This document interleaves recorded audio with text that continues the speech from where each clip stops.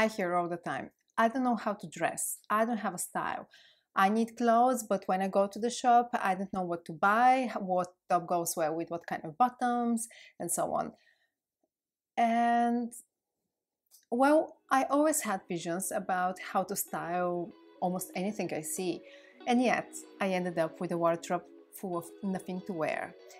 Nothing to wear items and garments with tags still on them. So intentional thinking and intentional doing made me realize that it's not just the garment by itself, but the system I implement when buying it. The core of today's video is not about telling you what to buy, but about helping you to individualize a made-by-measure system for you that will be immediately activated when you decide what to buy or what to wear. Your style will be unique because your needs are. Tastes are tastes, and rather than giving you a color range for this year and a silhouette to follow, I encourage you to do the following introspection, because frankly, only you can be 100% certain about what's the best fit for you. Hello, I'm Alexandra and you're with Brave New World, a channel about fashion, lifestyle and sustainability. How to build a style. Although I'm a designer and I worked a full-time job in an office in the fashion industry, there was a time when I also struggled with my style. Then I understood that there is a difference between having my own style and styling or matching clothes. So, how to build a style? How to know what to wear? You must dig deep in your identity and find your personality. But how to do that? Well, the word identity was originally derived from the Latin words essentias, which means being, and identidem, which means repeatedly. So your identity is literally your repeated beingness. Let's paraphrase that. The more you repeat a behavior, the more you reinforce the identity associated with that behavior. But how that will help you to know what to choose when you go shopping? What do you do? How do you spend your time? Are you working in an office, a full or part-time housewife, a tourist guide, a digital nomad? What's your occupation? The answer to this fundamental question is at your core. We spend about half of our awake time working, and that even includes the time it takes to commute to and from work. So, if you're a tourist guide, you might need a comfortable pair of shoes that fit perfectly and keep you going for hours.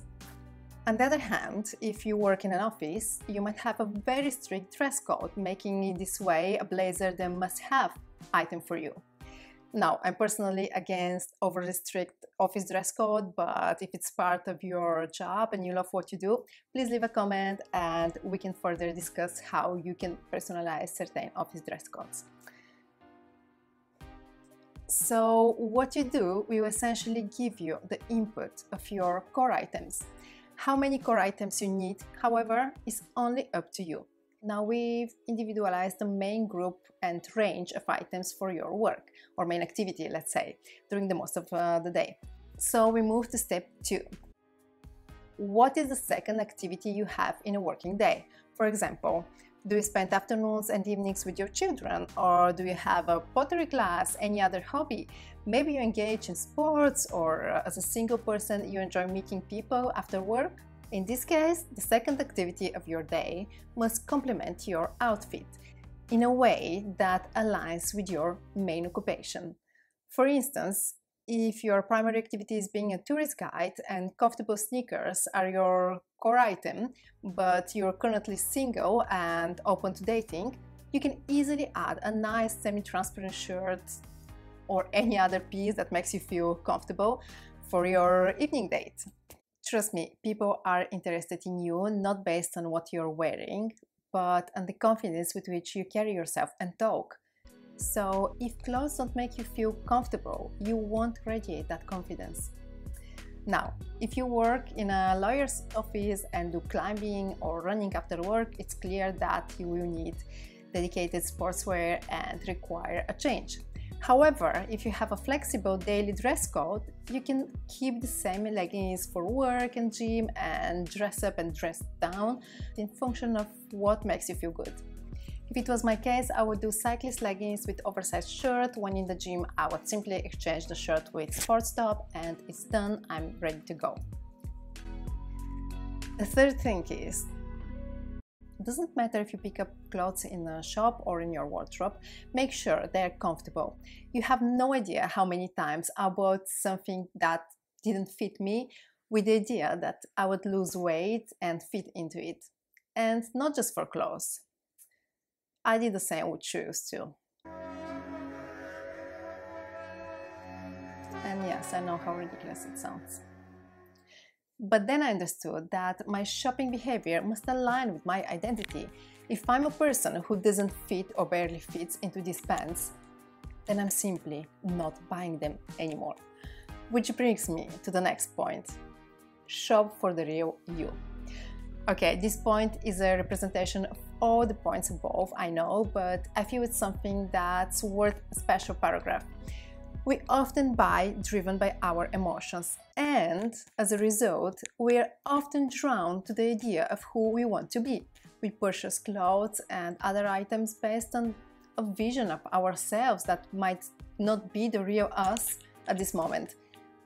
This could be things that are too big, too small, too long, not really my style, but my friend made me buy it, or for special occasions and so on.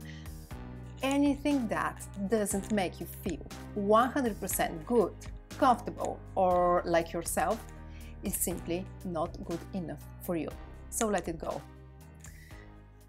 Being clear about your daily habits, the things you do, and the places you go helps you understand your personality. For example, I work from home now. When I go out to do sports or meet friends, I always opt for a pair of sneakers. Yes, the vision of me wearing high heels that make my legs look longer and slimmer is great, but I'm not that person and I don't feel comfortable wearing high heels, so instead of being a high-heeled version of myself, I chose to be the real, stunning me that wears sneakers because my personality is of someone that is constantly on the move when I'm not home. Simple as that.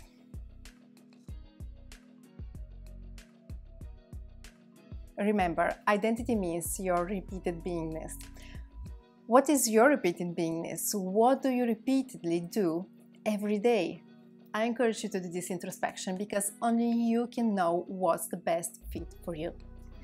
I will only insist on one thing: be intentional when you purchase, and buy only sustainable items, prefer organic or even better, recycled cotton, natural fibers, and if you need to buy synthetic fabrics, make sure they're certified as recycled. Thank you for subscribing, leaving a like or comment. I love having your feedback, it gives me thrills. See you in a brave new world. Remember, identity means your repeated beingness. See you in a brave new world.